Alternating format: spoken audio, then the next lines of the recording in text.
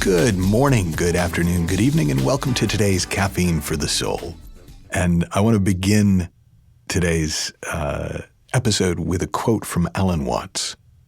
"I am, of course, playing with words, but that is the proper business of a philosopher who is also a poet. For the task and delight of poetry is to say what cannot be said, to eff the ineffable, and to unscrew the inscrutable." One of the most interesting aspects of my job is to try to put words to the music of life, to try to put just enough form around the formless energy of life that people can sense it, that they can kind of catch it out of the corner of their eye, to articulate the invisible.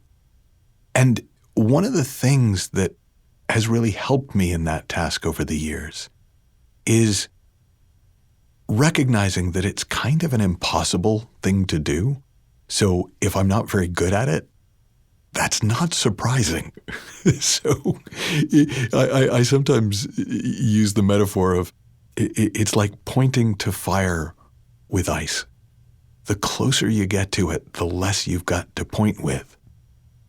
But that's the job of a spiritual philosopher. That's the job of somebody who wants to share this experience of spirit, of formless energy, of the divine, is to look for ways to articulate it. Now, if you're interested in learning to do more of this for yourself, we do have a training coming up in 2024 called Beyond Coaching, Having Conversations That Change Lives, where I will be talking a lot about articulating the invisible, and we will be playing with it. But I just wanted to play with it a little bit here, and particularly to just play with what are some metaphors for spirit? What are some ways of thinking about that, which kind of as soon as you think about it, it isn't it. It's like in the Tao Te Ching where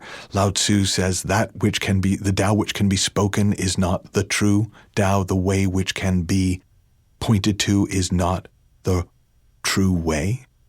And yet, there is a value from time to time in using words to point to something that's all around us and inside us all the time.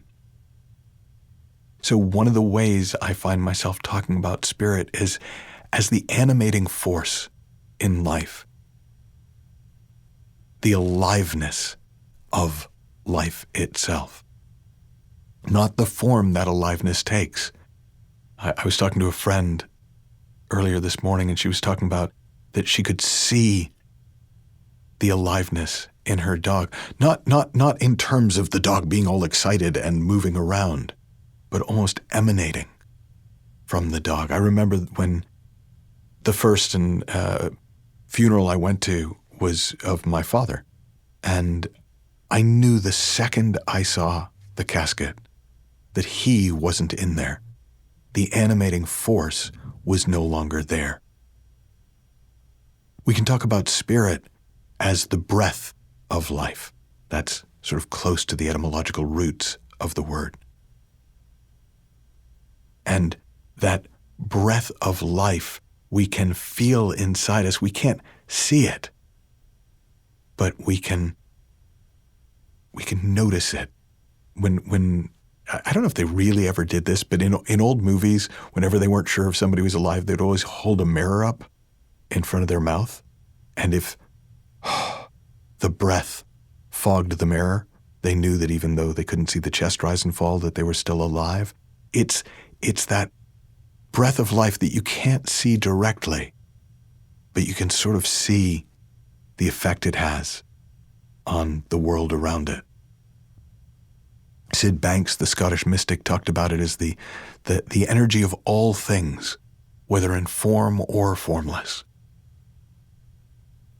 So in other words, like we think of H2O particularly as being water, being a liquid.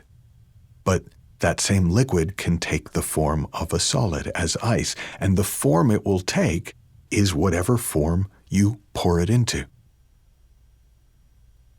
But it can also go back into the atmosphere, and then it's in the form of gas, and we can't see it at all.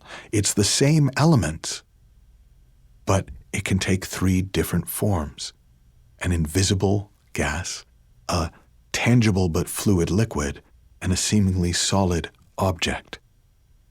And that's how spirit works. That's how the power of spirit as thought takes form. It can transition between the formless and the form. We can see spirit as the intelligence behind life. When we look at an acorn and we know that inside that tiny little acorn is a giant oak tree, we can look at a pine cone and see that in that pine cone is a pine tree. My wife at the moment is really into growing avocado trees. Quite fun if you've never done it. But you can see in the avocado pit, over time you start to see, oh my God, in that there's already a tree. You can look at a caterpillar and see the butterfly. Now you can't literally do it, and yet you know it's in there. And what it is that allows it to transform, to literally change. The tree is already in the seed. The fruit is already in the seed. That is the intelligence behind life.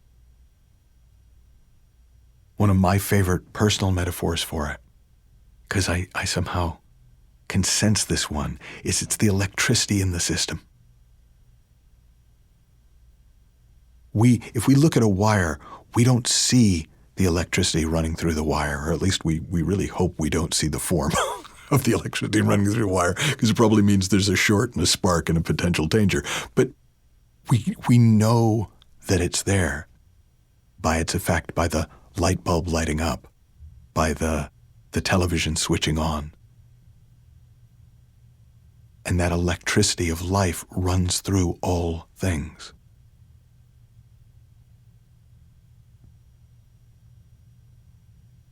Now, why does it matter? Why can't you just go, I don't know how it works, but I just flick the switch and the light comes on? I don't know how it works, but yeah, caterpillars definitely become butterflies. I don't know how it works, but yeah, acorns become... Well, you don't need to understand it in a scientific way. But it seems that with us human beings, the more awake to it we become, both in ourselves and in the world around us, the more alive we get to feel. The more our awareness of spirit, the deeper our experience of spirit. In other words, we come alive. One of my old-time favorite quotes comes from Howard Thurman, the reverend who was the link between Gandhi and Martin Luther King. And he said, don't ask what the world needs. Ask what makes you come alive. Because what the world needs is people who have come alive. And I hope in some small way, just looking in this direction with me helps you come alive and feel that animating force, that breath of life, that innate intelligence, that electricity in the system a little bit more. Have fun, learn heaps, happy exploring, and I'll talk with you soon.